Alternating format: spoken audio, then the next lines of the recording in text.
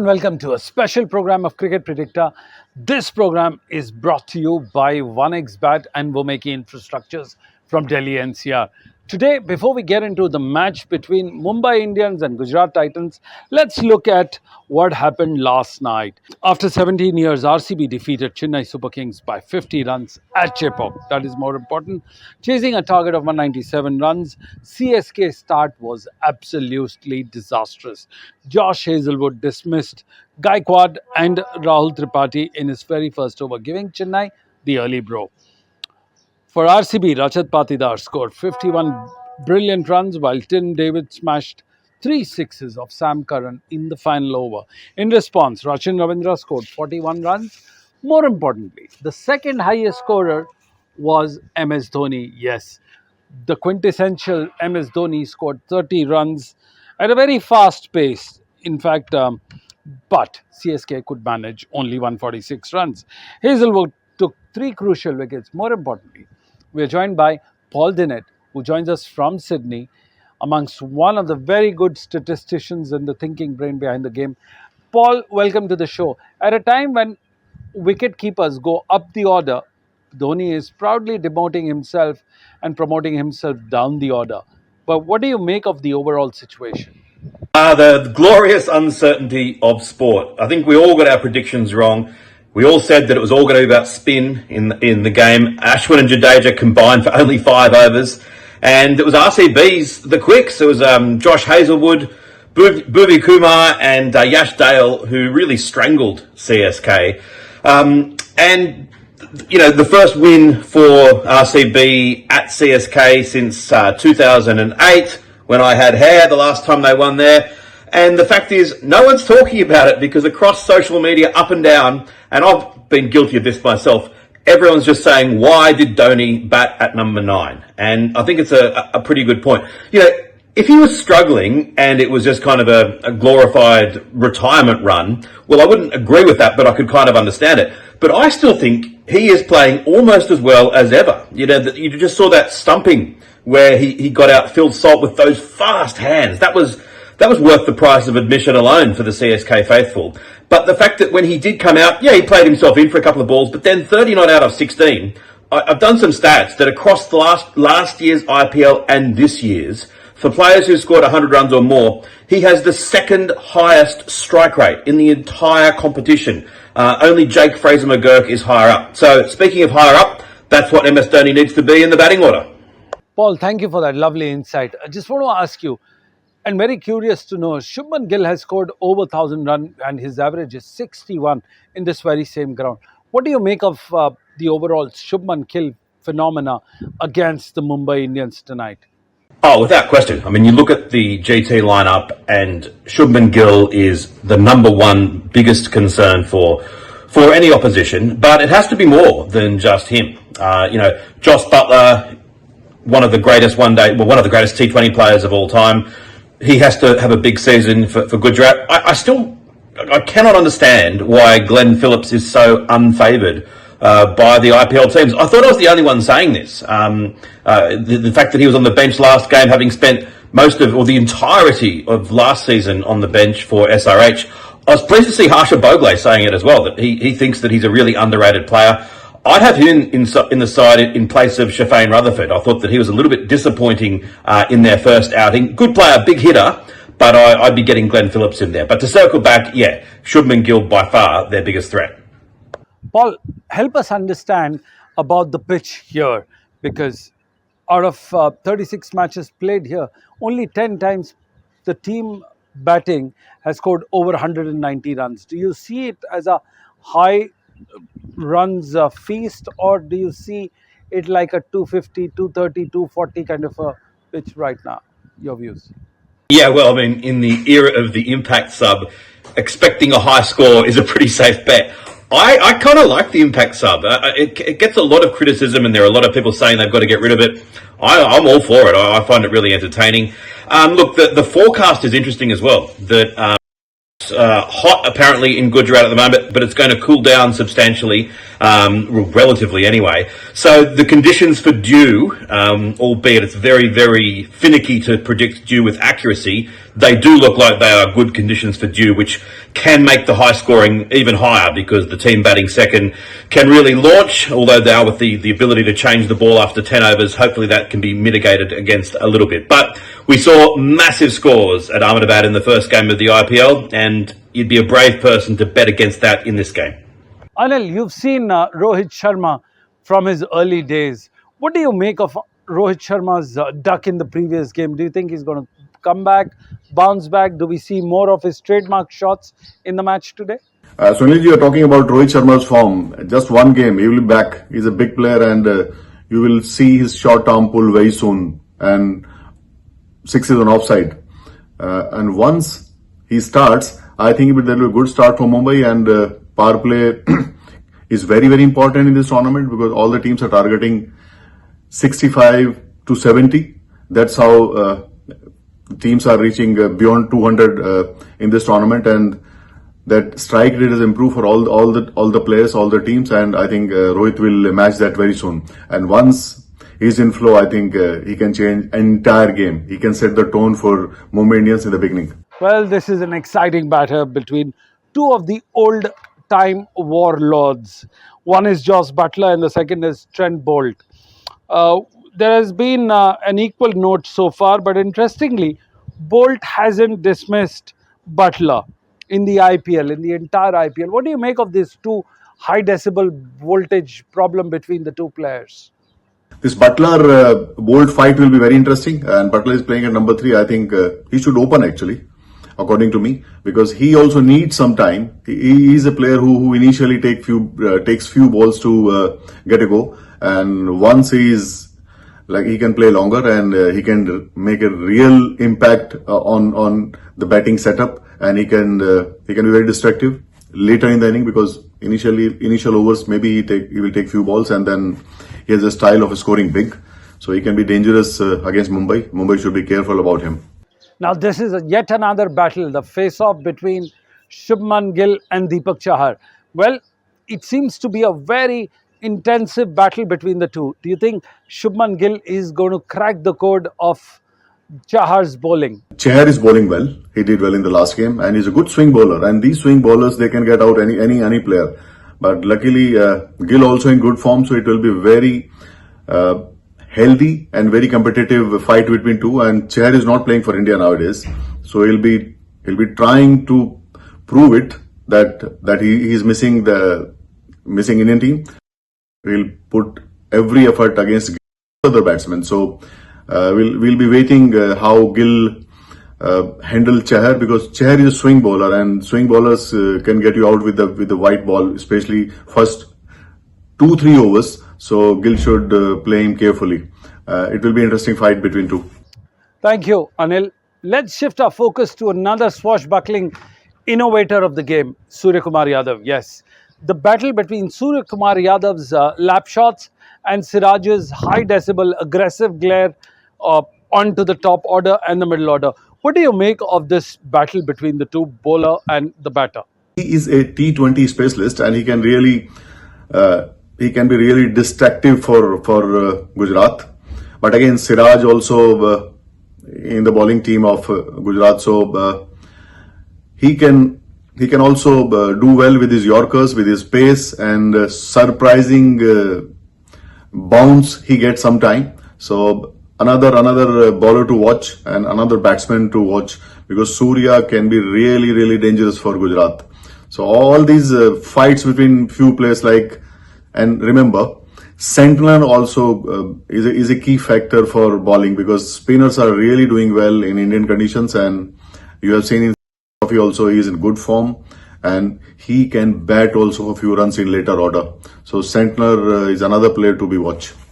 It should be a good game. Well, we are joined by Gautam, CM Gautam, who's a former IPL player who played for Mumbai Indians as well. He was a part of the dugout, not only for one team, but more than one teams in the IPL. He knows a thing or two about the game pressure and the home pitch advantage. Gautam, my first question to you, and that goes on from yesterday's match, is there something called the home advantage? Because yesterday, we thought that it was difficult to breach the fortress of Chennai in Chennai. Absolutely, Gujarat Titans have done really well against Mumbai Indians in the past. But having said that, it's a fresh season, and both the teams have lost the first game. So both the teams might be eager to win the first game. So it's going to be a cracker of a game. Both the teams have a good batting lineup, and especially Mumbai Indians. They have some explosive batsmen in Surya Kumar Yadav, Tilak Verma, Hardik Pandya, and at the top Rickleton and Rohit Sharma. And the bowling is slightly on the weaker side. Both the teams put together, except Rashid Khan for Gujarat Titans and Mumbai Indians. It has to be Bolt and Deepak Chahar. So I expect a high-scoring game at the high-scoring venue. Even the last game, if you look at it, Punjab had put on a big total, and even Gujarat Titans nearly chased down the target. So having said that, the dew factor might be one of the reasons to bat second, and it's going to be a cracker of a game and good wicket to bat on. So I expect a team whoever wins the toss to bowl first and chase down the target. And even the record at the Modi Stadium favors the batting second. So it's going to be a cracker of a game, and both the team are like looking desperately for their first win of the season. So I would say Gujarat might cross the line, but you never know with Mumbai Indians. When all the batsmen are in the mood, no one can stop them. So it'll be a one hell of a game today. Right, Gautam. Well, this is the second question and very important as well. The stats say that 56% of the team rate for the teams chasing at the Narendra Modi Stadium seem to have an upper edge and the upper hand on this particular field. Do you think the team winning the toss will opt for field? I think according to stats, 56% of the team batting second have won matches at the Modi Stadium. That is largely because of the dew factor. But having said that, even if you bat first, there are chances of winning a game. It's not like when you chase, you'll win all the time. Even in the first game, when Punjab Kings batted first, they batted exceedingly well. And that is because due to a good batting wicket at the Modi Stadium, it's always been a high-scoring venue. And of course, the dew plays a role in T20 cricket. And especially this season, BCCI have come with a suggestion of changing the ball in the second innings after 10 overs. So that can be a handful to the bowlers, you know. Even in the last game when the spinners were bowling, there was a little bit of help. So changing the ball makes a lot of difference in the second innings. That is because the ball gets it becomes like a soap literally when the dew comes onto the field. So changing the ball will make bowlers' life a little bit easier, I feel. And you can always see the teams bowling second, making the spinners bowl after 10 overs. That is because of the ball, the old ball, so that it's easier to grip and spin the ball. So I think it will be a good contest, irrespective of who wins the toss today, I feel. Well, out of the 37 matches played here at the Narendra Modi Stadium, Pacers have taken 191 wickets, whereas the spinners have taken 96. Now, do you think there is a great imbalance between the Pacers and the spinners, and will this trend continue tonight? Will the Pacers will have an upper edge? Yeah, medium pacers have done well at the Modi Stadium. That is largely because of the kind of wickets they have. They have a red soil wicket and a black soil wicket. So whenever they give that red soil wicket, so if you go to the western part of the country, a lot of cricket has been played on the red soil wickets, so which has like a good carry for the fast bowlers. So obviously when you bend your back, you get some punches out of the wicket. So that is the reason why the fast bowlers have done well in the IPL playing at the Modi Stadium compared to spinners. So I think if you really bend your back and if you bowl well, I think you will get a lot of punches. And the bounce has been like very, very good. If you see the number of sixes being hit in the sides of the ground, it's been quite a lot. Even Shreyas Iyer, when he was batting in the last game, hit quite a few sixes in the leg side boundaries. So that is because of the bounce. So I think there will be a lot of carry and there will be initially a little bit of swing. So whoever uses the swing will pick up a lot of wickets. So that is one of the reasons why medium pacers have done well at this venue. Thank you, Gautam. We're joined by Tos Rizvi, one of the most prolific writers of the Maidans from Mumbai, and he has a keen eye on the new talent and what's happening in the field of stats. Tos, welcome to the show. At Narendra Modi Stadium, captains who've lost the toss have won the game by 53%. Do you think toss is slightly losing its significance in the overall T20 part and the T20 scenario? I think 53% to 47%, it's not a big margin, it's a very slight margin. But I think any team that bats second has that advantage, because it's very difficult to grip the ball, as we might have spoken earlier. It's very difficult to grip for the spinners. Seamers can have it easy, but when it comes to spin bowlers, tweakers, it's difficult. So it's easier to bat second while chasing down the target. However, it doesn't mean that one cannot choose to bat first and score big runs, which we saw in the last game between Punjab and Gujarat. Punjab posted a big total, while Gujarat was almost there, like it was like above 200. So I think team that wins the toss gets the advantage to choose whatever they want to, especially bat second. But then team that loses the toss, their win percentage is higher, which is quite interesting. And I feel the team that lose today, that is Mumbai, I hope they lose the toss today and gets to win the match. Well, talking about Gujarat's bowling, it's very important to know that bowlers like Rashid Khan is not in a good form, and Siraj don't look impressive at all in this match. In such a scenario, Gujarat's bowling seems to be the weak link. Do you believe this is the weakest bowling side in the IPL, or is it just one bad game for Rashid Khan, who may come back sooner than later? Oh yeah, definitely. It's something very, very something to worry about for Gujarat Giants if they want to, make it to the playoffs. Because this is just the start of the season. I wouldn't want to judge exactly what Mohammad Siraj is doing. Yeah, he conceded a lot of runs in the last game. Rashid Khan too did not get the wickets, but these are big players. They can come back anytime. Especially Rashid Khan, somebody who's got a lot of experience, who's got a lot of confidence, who's got the skills. While Mumbai Indians, I believe they might have lost the game against Chennai Super Kings in the first match, but they have a very good lineup, especially Trent Bolt, an experience and a old war horse, somebody who's got that advantage of bowling left arm pace, who can get the ball back in. And then you have Deepak Chahar, who operates very well with the new ball, swings both ways. And then you have New Zealand captain Mitchell Santner. So it's a good combination. I think they have Mumbai Indians are much more stronger when it comes to bowling. But yeah, Gujarat will be playing at home. So I think bowling wise, Mumbai Indians might be having that advantage, but Gujarat playing at home, Mohammad Siraj and Rashid Khan might come good. Well, that was the comparison between two star pacers, Trent Bolt and Mohammad Siraj from GT. Looks like quite an even balance. What is your take on when you do a comparison between the two fast bowlers from the opposition side?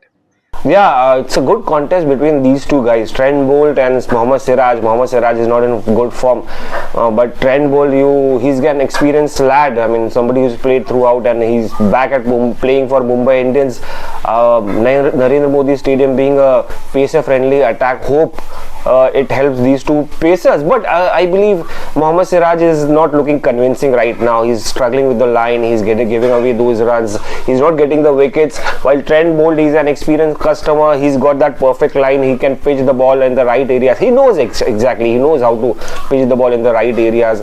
He can get those top order wickets. He's got that knack of bringing the ball back in against the top order batsmen, the right handers especially. So Shubman Gill will have to worry. It's more of a contest between Shubman Gill and Trent Bolt rather than Mohammad Siraj and Trent Bolt, because Mohammad Siraj is out of form. I don't know whether it's very crucial for him to get back into form right now. He's not getting he's not getting wickets for India. He's not getting wickets here as well. If this form continues for Mohammad Siraj, he'll be out of the playing 11 as well. So let's hope he gets back. But it's going to be interesting to watch out how this left-hander left arm pacer Trent Bolt performs while Mohammad Siraj, can he get back into the groove with that his crucial ball that gets him wicket, the ball that comes in? It will be an interesting contest between the two pacers. Well, that's what you've heard. The champions of the game who've joined us today. You've heard Paul Dennett, who spoke about very important factor of MS Dhoni, who's got a better strike rate or at number 2 last year. We're also talking about the way the toss is going to play, the matchups between the two fast bowlers, and also the top order batting. Well, that's all we had time for. This is Sunil Yashkalra signing off from the Marbella Resorts in Sharjah, talking about IPL. Don't go anywhere else. We'll be back after a short commercial break.